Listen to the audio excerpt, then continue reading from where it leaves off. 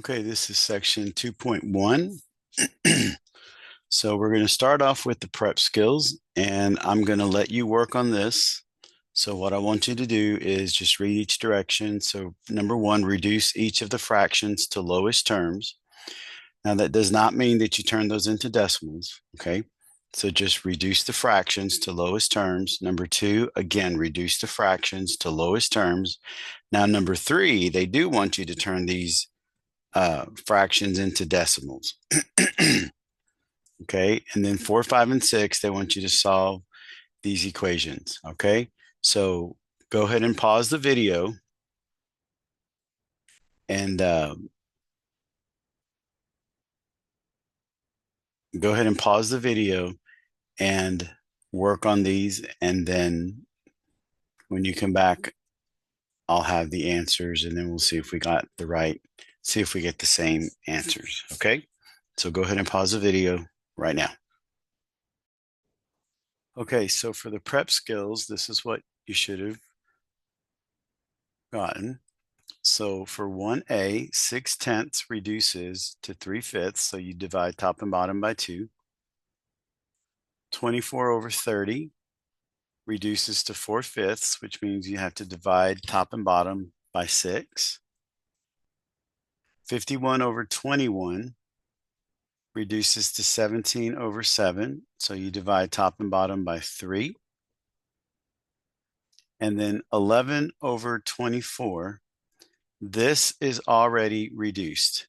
11 is a prime number. And since 24 is not a multiple of 11, then it's not reducible. Okay. Now for number 2, reduce each fraction to lowest terms. So 60 over 100, divide top and bottom by 20, so we get 3/5. 24 over 100, divide top and bottom by 4, so we get 6 over 25. 98 over 100, divide top and bottom by 2, so it's 49 over 50. And 33 over 100 has already been reduced. There's nothing else that I can do. Now, number 3, you're writing each fraction as a decimal. So here, just number crunch this. So 12 over 100, 12 divided by 100 is 0.12. 9 over 30, 9 divided by 30 is 0.3. 11 divided by 8 is 1.375. And then 11 thirds is going to be 3.666666666. It keeps going on. So the 6 is what repeats. So that's why we put the bar over the 6, since that repeats. Okay. All right. Now on number 4, 5, 5, and 6, we have to solve. So for number 4, you just divide both sides by 12. So we get that x is 7. Number 5, divide both sides by 0.3. So y equals 700.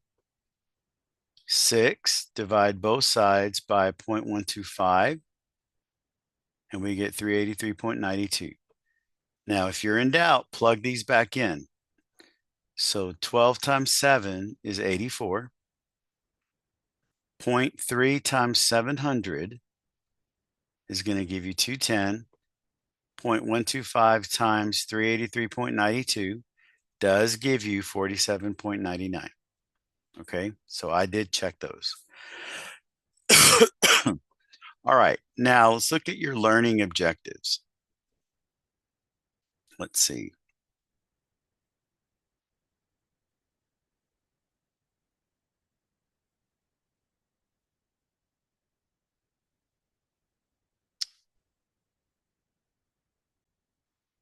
Okay, so our learning objectives are that we are going to perform conversions and calculations involving percents. We're going to find the percent increase or decrease, solve problems using percents, and evaluate the legitimacy of claims based on percents. Okay, so first let's look at percent conversion. So we're going to convert these percentages. So to work with percents in calculations, we need to convert them to either decimal or fractional form. And that's what we did up here. Well, not really. Sorry. I take that back. Okay. But to interpret the answers to calculations, we will want to convert them back into percents. So the word percent means per 100. So we can write 84% as 84 per means to divide 100. Okay, so 84 over 100. And 9% would just be written as 9 over 100. Okay, so converting a percent to a fraction, to convert a percent to a fraction, we drop the percent sign and use the percent number as the numerator of a fraction whose denominator is 100. So again, just keep in mind that percent means for every 100 per or to divide. Okay, so for example 1a, 42% can be rewritten as 42 over 100. 42 per cent is 100.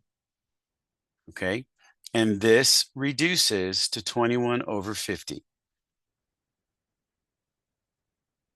Okay, so all you're doing is turning it into a fraction and then reduce it. Now, B can be a little tricky because we have this fraction. So 37.5%. Well, the half is going to be 0.5. Okay, and I want to start off with a number like this. I don't want to have this fraction with the percent. I'd rather have a decimal number with the percent sign after it. Okay, because this would be kind of tricky. You'd have to remember your fraction rules on what to do if you put 37.5 over 100. Okay, but here, when I turn this into a decimal, then this tells me that I would have 37.5 over 100. Okay, and then that would just simplify to 15 over 4. Now, how did we get this? Okay, well, let me put this in here. Let me put a fraction in here. Okay, now in the top, I have a decimal, 37.5. Well, if I want to get rid of the decimal, then I would move it one place to the right. So that would give me 375. Now, here, the 100, the decimal is at the end, but if you move the decimal one place to the right in the top, I have to move the decimal one place to the right in the bottom. So that would be 375 over 1,000. Okay. And then you would reduce this down to 15/4. Okay. And you can always check this. So you would take 15 divided by 4, and you're going to end up getting 0.375, and then move it 2 places over to the right to get your percent. Okay. So that's how that works.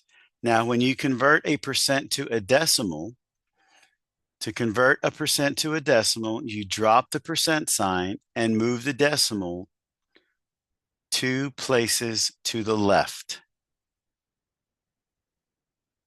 Okay, so 41%. We're going to drop the percent sign and we're going to move the decimal 2 places to the left. So when I drop my percent sign, my decimal is going to be right after the 1. And then I'm going to move it 2 places to the left. 1, 2. So that's going to become 0.41.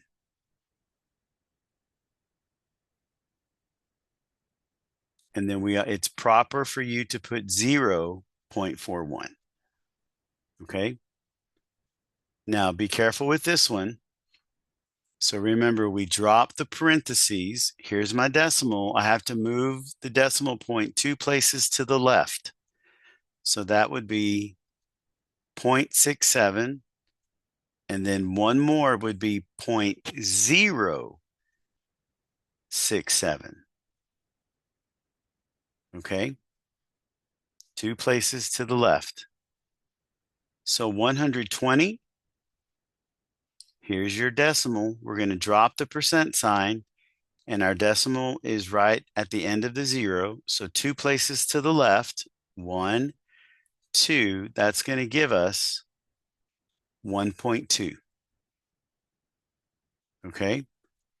Now we're asked to convert each decimal to a percent.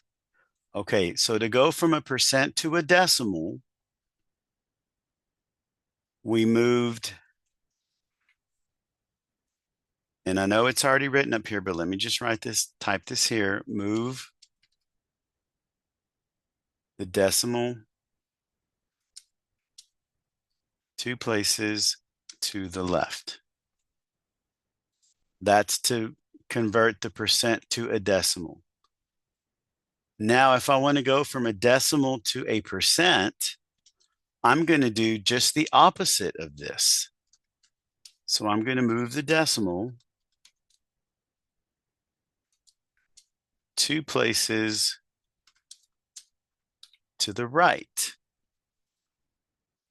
Okay, so 0.34, 2 places to the right, 1, 2. Oops, let me do this. Well, that's okay. So we're going to get a percent. So 1, 2, that means this is going to be 34%. Okay. 0.07, 2 places to the right, 1, 2. So that's going to give us 7%. Now for this one, 1.658, 2 places to the right, 1, 2. That's 165.8%. Okay. So it's not difficult. You just have to be very careful and remembering which way to move your decimal. So let's see, do I have room? Okay, so let me do this.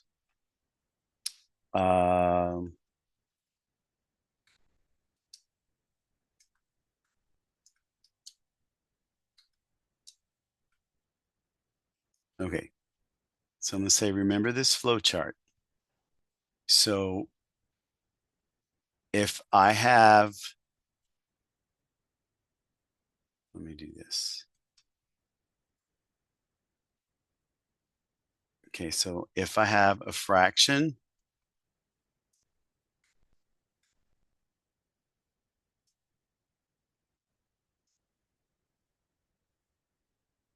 then I can convert this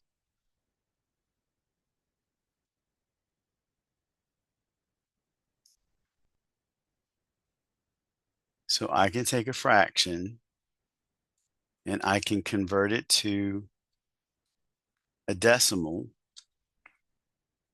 and then I can take the decimal and I can convert this to a percent.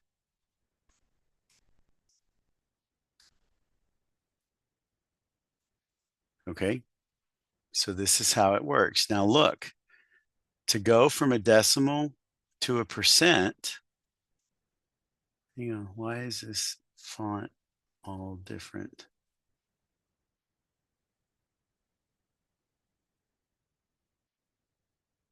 Okay, not sure what's going on here.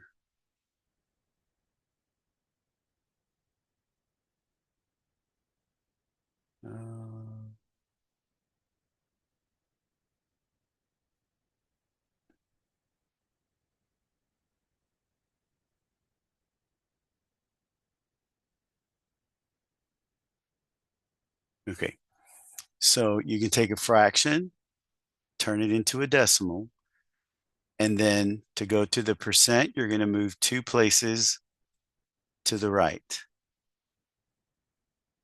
Okay.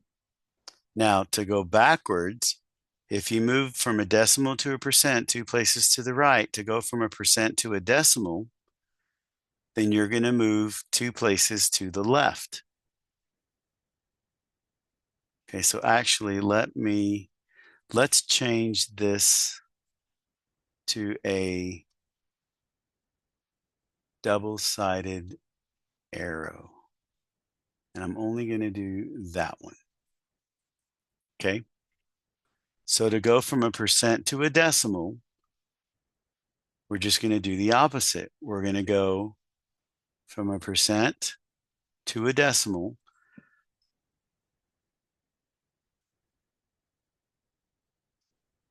You're going to move the decimal 2 places to the left, because here's your percent, you're going to a decimal, 2 places to the left. To go from a decimal to a percent, it's 2 places to the right.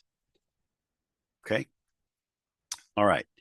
Now, let's look at some problems here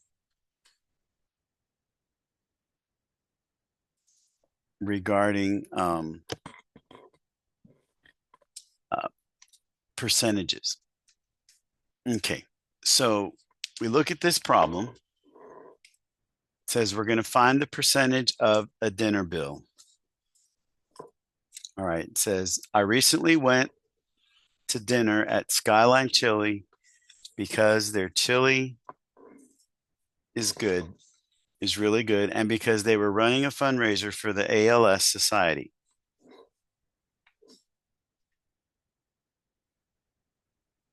On that particular day, 30% of every purchase was being donated to ALS research. Our check for the meal was $25.49. How much of our bill was donated to ALS research? Okay, now how in the world are we going to figure this out? Okay, well, this is just blah, blah, blah, blah, blah. This first sentence, right? I recently went to dinner at Skyline Chili because their chili was really good and because they were running a fundraiser for the ALS Society. Okay, so I'm just going to do this. Blah, blah, blah. I don't need that. Okay. This is where the problem starts. On that particular day, 30% of every purchase was being donated to ALS research. 30% of every purchase. Our check for the meal was $25.49.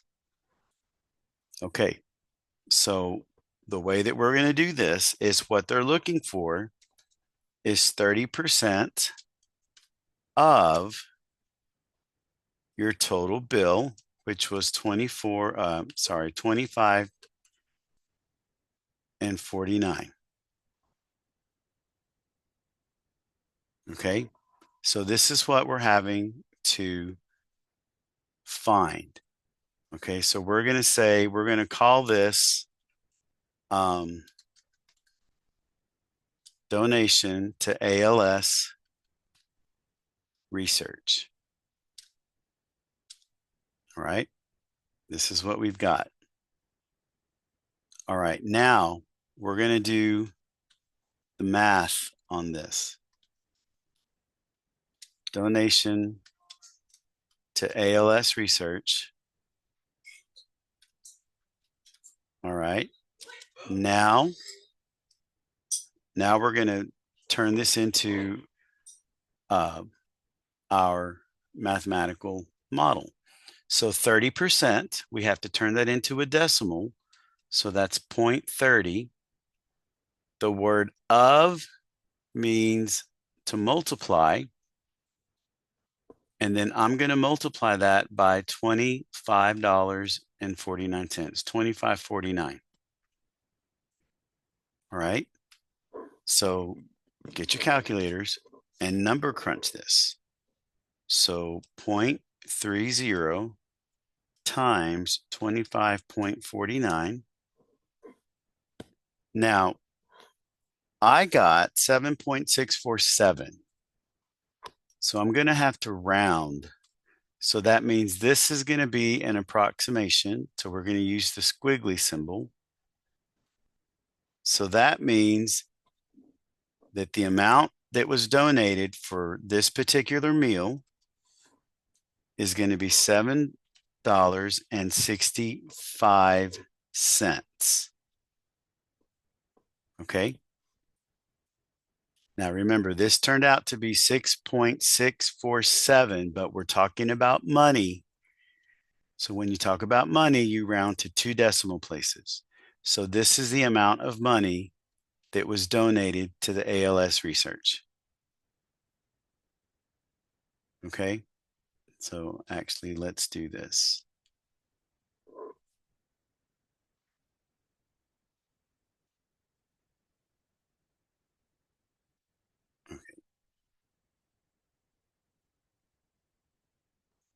Let me do this.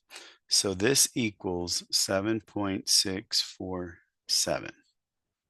Okay, so here is where I'm going to make my change. So this is going to be approximately $7.65. All right. So this is our answer. All right. So you have to look for the phrase that tells you how to set up your equation. All right. Let me shrink this down.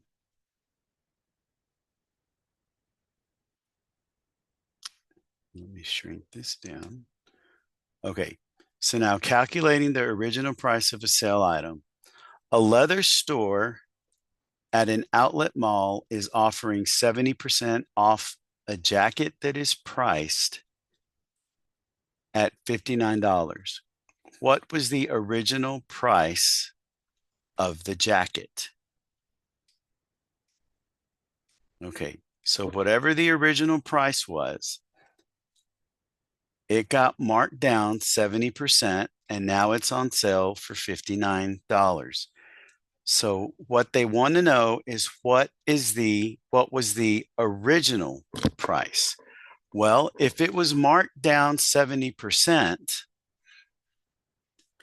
then the 30% would have to be the original price. Okay, so another way to think of this is what is 30%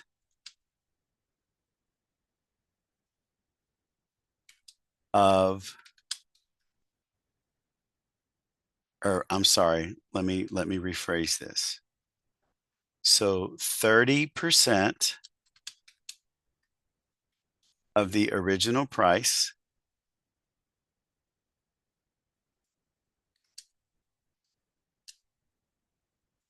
can't type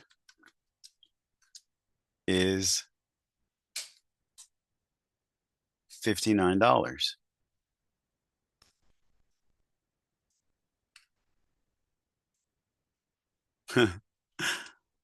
Sorry. Okay.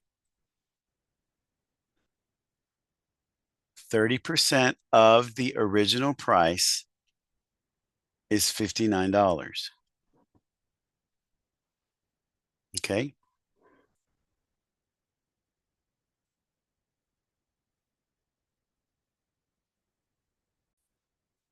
Okay, so let me explain this another way. So if an item is 70% off, then the sell price is 30% of the original price. So that's why we're saying 30% of the original price is $59. Okay. Now, since we don't know what the original price is, that is going to be our variable. All right. So I'm just going to say we're going to let P equal the original price. All right. Now, why did I do that? Because now I'm going to be setting up my equation.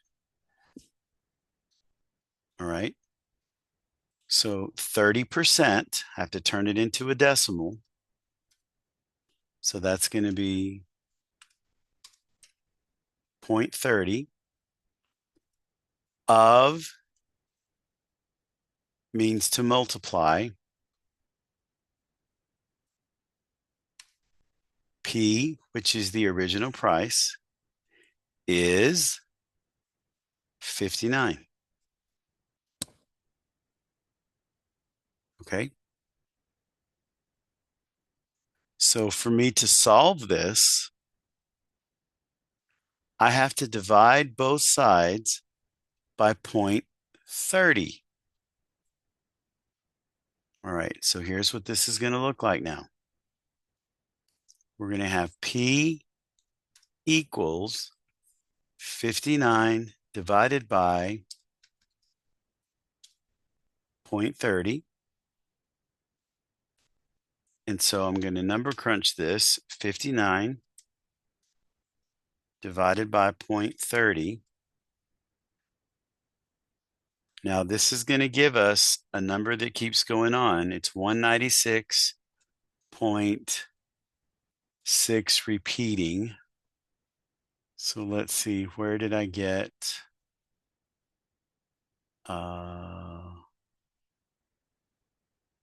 this one? All right. So this is going to be 0.6 repeating. Okay. So my original price, so the P is the original price, is approximately, now this is money, so actually let's change this to 0.66. Okay, because it's money. Actually 0.666. Okay, because we need to round this to 2 decimal places. So the original price of the jacket is going to be approximately, where's my dollar sign? $196.67.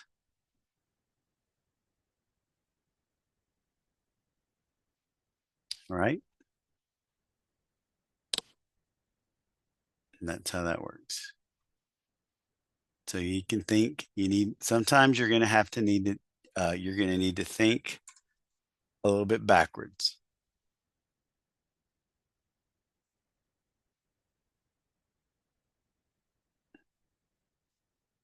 I don't know why that's there. Okay. All right. Now, example 6. Of the 32 teams in the National Football League, 12 make the playoffs. Find the percentage of teams that make the playoffs. Okay, well, we already did a problem like this, very similar when we were looking at our Venn diagrams. Of the 32 teams in the NFL, 12 make the playoffs. So for percentages, they're fractions, you need a part and a whole. So the whole Let me do this.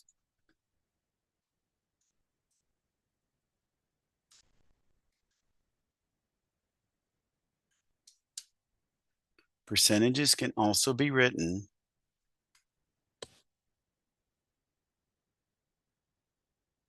like this. The part over the whole. Okay.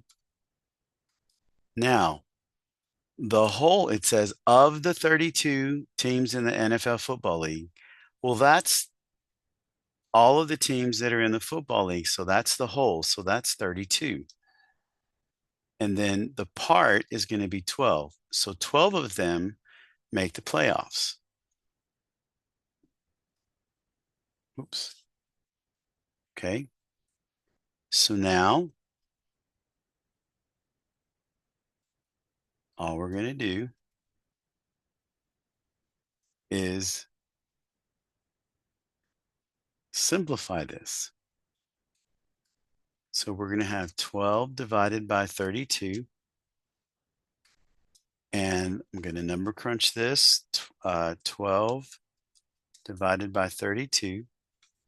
We get 0.375. That's our decimal. But this says find the percentage of teams. So I have to turn this into a decimal, a percentage, excuse me. So remember, if you go back to your flow chart that I told you earlier, fraction, decimal, percent, if you have a decimal, to go to a percent, you move it 2 places to the right. So here's your decimal, move it 2 places to the right. So that's 37.5. And then don't forget to tack on your percentage. Okay. So the percentage of teams, find the percentage of teams that make the playoffs. And that's 37.5. Okay. All right. So I hope this is making some sense. Okay. Let's see. I need to shrink this down to 6. We're going to get rid of that. Okay. All right. Now, let's look at this example 7. It says a couple is dress shopping at Macy's and they find a dress with the selling price of $79. They have 2 coupons, one that offers $15 off any purchase of $50 or more, and another one that offers 20% off any item. Which is the better choice? Show mathematically why. Okay, well, the dress is $79, so it's over $50. So that means I would take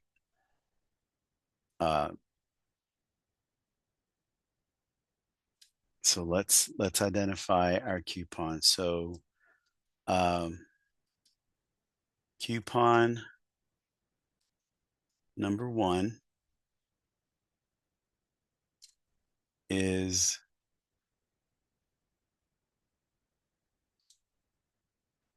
the $15 off any purchase of $50 or more. All right. So that means this is going to be $79 minus 15. So we get $15 off.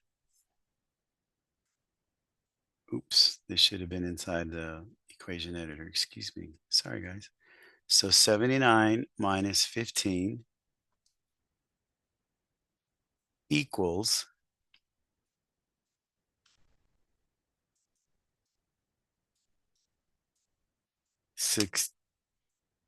64.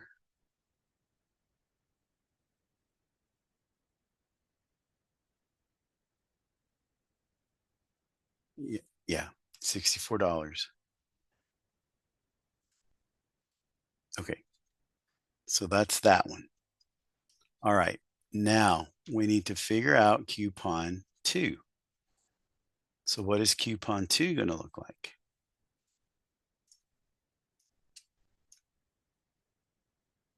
Coupon number 2 is 20% off any item. All right, so 20% off any item. So that means I need to find 20% of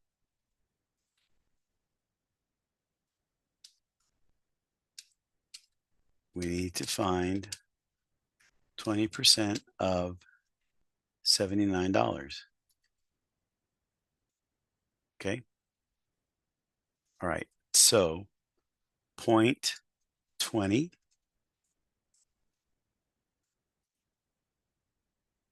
times 79, and that's going to equal 15.8. We're going to put 15.80. So $15.80 off. Okay, now look at your coupon. The coupon number 1 is $15 off any purchase of $50 or more. Coupon 2 is 20% off any item. Well, when I did that, I end up with $15.80, which is more than the $15. So that means my discount is going to be the $15.80. So we get more off. Okay, part B. If the sales tax is 6.5%, find the amount of tax on the dress purchase. Okay, so now we know that this is the better choice. So if the dress costs $79, this is the better choice. It's 80 cents more. We get 80 cents more off than we do with the $15 purchase. Okay. So what I need to do is take the $79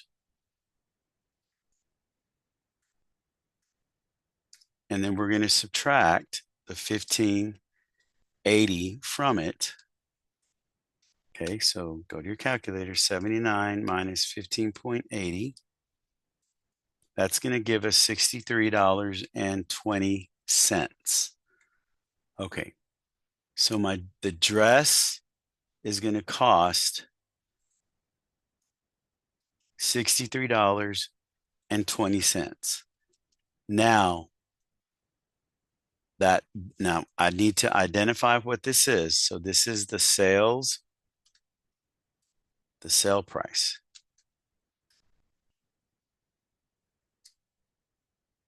Okay, now we need to find the sales tax. Now, just like if you go to the grocery store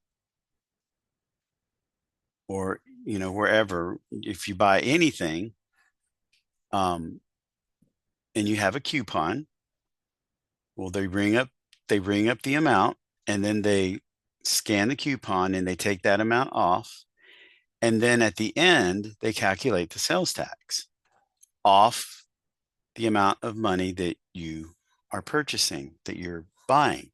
So it says if the sales tax is 6.5%, find the amount of tax on the dress purchase. So that means I need to multiply the sales tax times my purchase. So the sales tax is a percentage, but I have to turn it into a decimal. So 2 places to the left. So 0.065 times, and I'm going to use the dot, times the 63.20. All right. So now we're going to number crunch this. 0.065 times 63.20 Okay, so this gives me 4.108. Now, remember, this is the dollar amount, but that doesn't make any sense. Okay, so we're going to approximate this to end up being that our sales tax is going to be $4.11. Okay, so here is your sell price of the dress. Here is the sales tax. That's what they wanted. Okay. Then they want to know, what is the total cost of the dress? So the total cost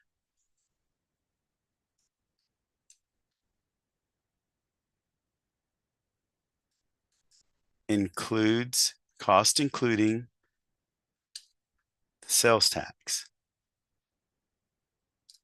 Okay. So that means we paid $63.20 for the dress, plus the sales tax is $4.11. And then all I'm going to do is add these two together, 63.20 plus 4.11. So this is going to give us $67.31. And that is what you pay for. That is what they ended up paying for the dress. Put that in here.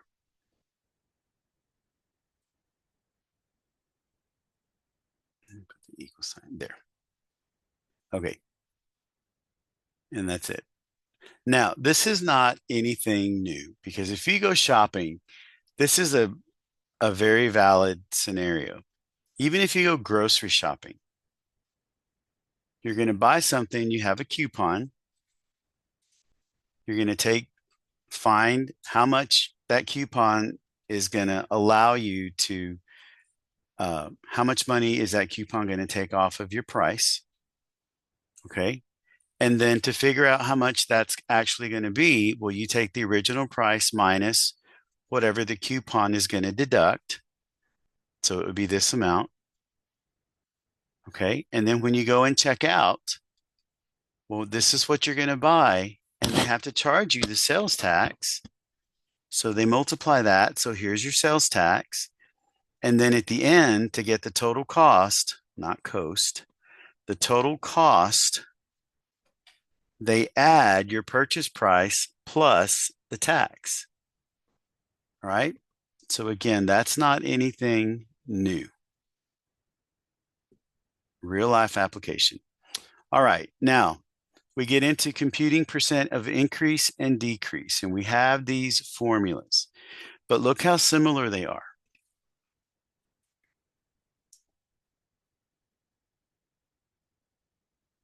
Okay. So when quantities get larger, we calculate the percent increase using this formula. It's the amount of increase, so new amount minus the original amount over the original amount. If the quantity gets smaller, then we calculate the percent decrease, which is the new amount minus the original amount over the original amount. Notice how these are the same, right? Okay, well, here's the difference. If you are finding a percent increase, then this number is going to be bigger than the original amount because it increased from the original amount. If it decreases, then this number is going to be smaller than the original amount, which means it's going to be negative. And decrease, negative. Okay, that makes sense.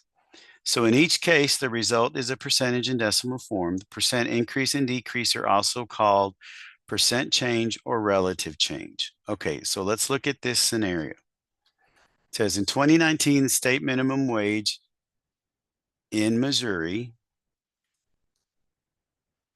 was raised from $7.85 to $8.50. In Massachusetts, it went from $11 to $12. Which state had the higher percent increase? Okay, so here we go. So for Missouri,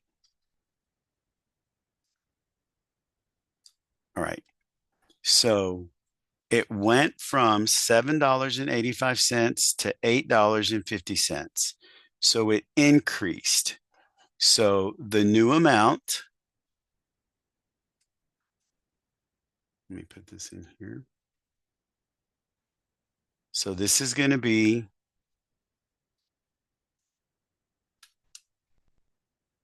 a percent increase. Okay.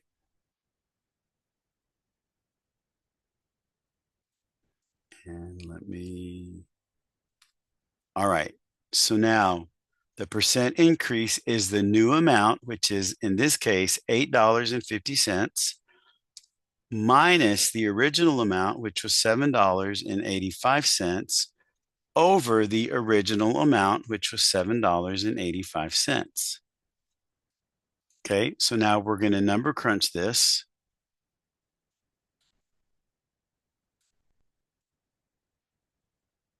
Get my fraction up there again. Okay, so $8.50 minus $7.85. So this is 0.65. Whoops.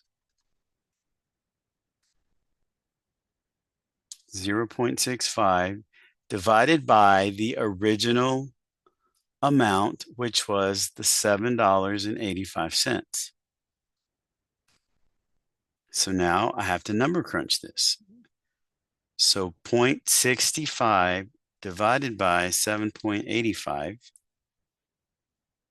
Now we get this really long decimal. Okay.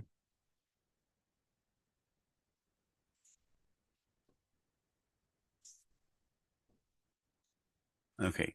So I ended up with a number that looks like this.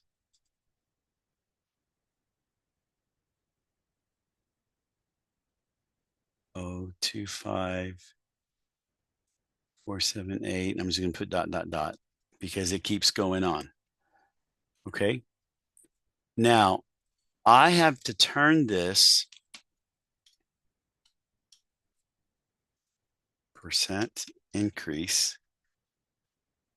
I have to turn this into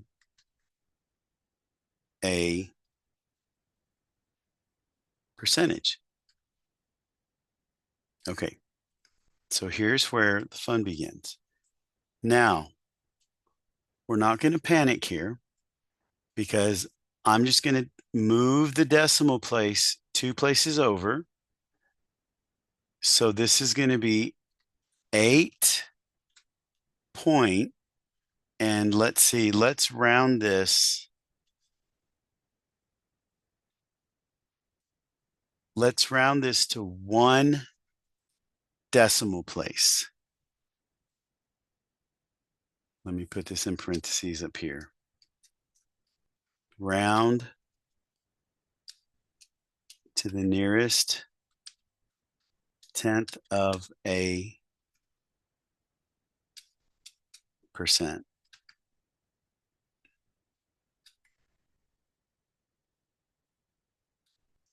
Okay. So if I move this 2 places over, then I get 8.280, blah, blah, blah, blah, blah. Okay. And this actually has to be an approximation. Okay, so 2 places over, 8.28, blah, blah, blah. So the 8 is going to bump the 2 up to a 3. And then we put our percentage. Okay, so in Missouri, the minimum wage increased by 8.3%.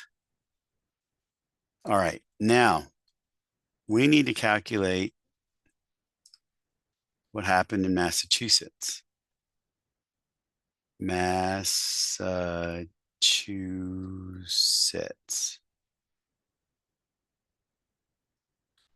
All right. So again, I'm just going to copy this and then I'm going to change the numbers. Okay. So now the percent increase, it went from $11 to $12. So the new amount is $12 and the original amount was $11 divided by the original amount, which was $11. Okay. So 12 minus 11 is 1 over 11. All right. Erase this. So now 1 divided by 11 is 0.090909 dot dot dot. Keeps going on. Okay. Now it went up. So we're still dealing with a percent increase. So both of the minimum wages increased. Okay. So we need to approximate. So again, we're going to round to the nearest tenth. Okay, so here's your decimal. So 2 places over, 1, 2. So that's going to be 9 point. And then I need this decimal. So this 9 is going to round that up to a 1. So this is going to be 9.1%. Okay. So which state had the higher percentage increase? And it's going to be Massachusetts.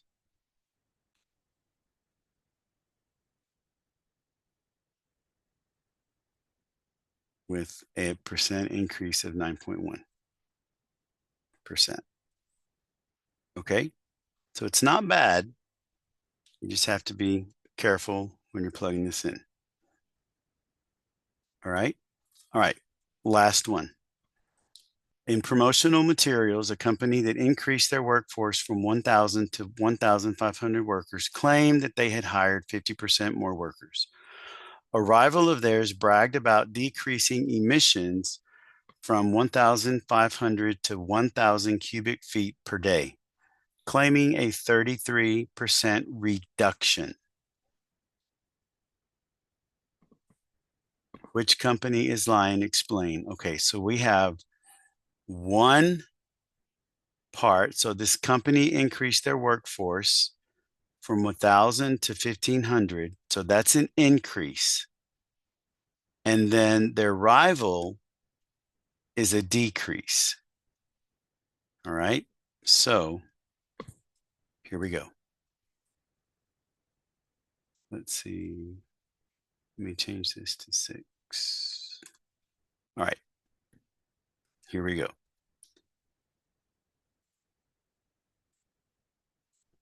All right. So let's see. Let's say workforce. All right. Now,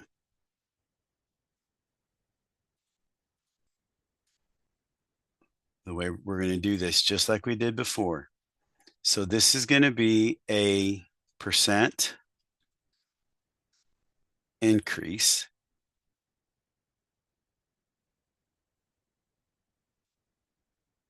Okay. So it increased. So the original amount was 1,000. I'm sorry. The new amount is 1,500 minus the original amount, which was 1,000, divided by the original amount, which is 1,000. Okay. So 1,500 minus 1,000 is 500 divided by 1,000. And that, if you crunch this out, that's going to be half, right? So that's 0.5.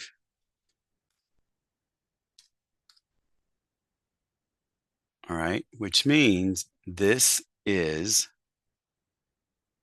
50%. So the percent increase of the workforce was 50%. Okay, they claimed they had hired 50% more workers. So this is true. They didn't lie. All right, now the rival company,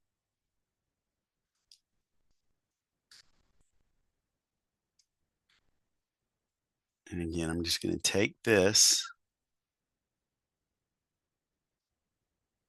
copy, paste.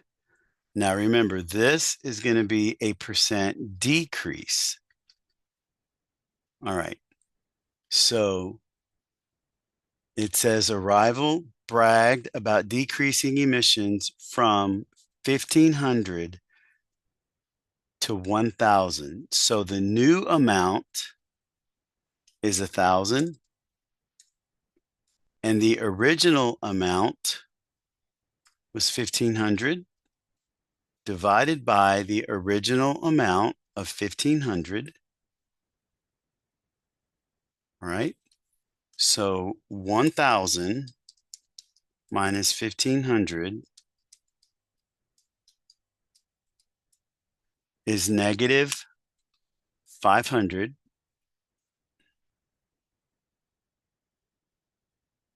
Okay. So actually, I don't like the negative sign there. I'm going to put the negative sign out front. Okay. Over the original amount, which was 1,500. So 500 divided by 1,500, we get 0.33333 repeating.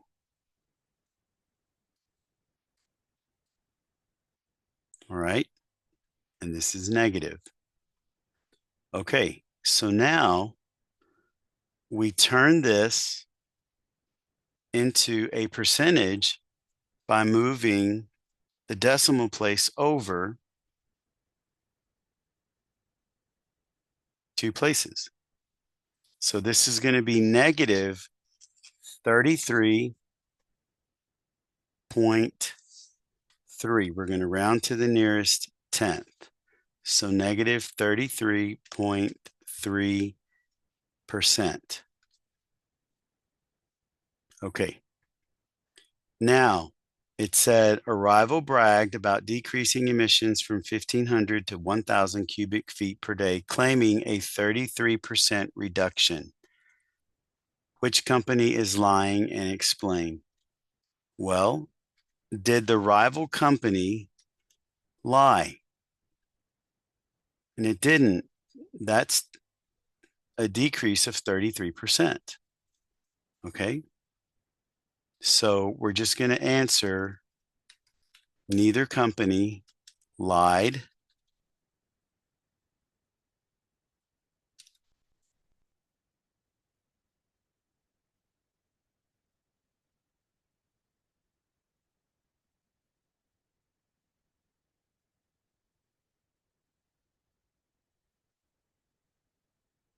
Okay. And that's your answer. Neither company lied. So the workforce was 50%, which is true. And then the rival company did decrease their emissions by 33%.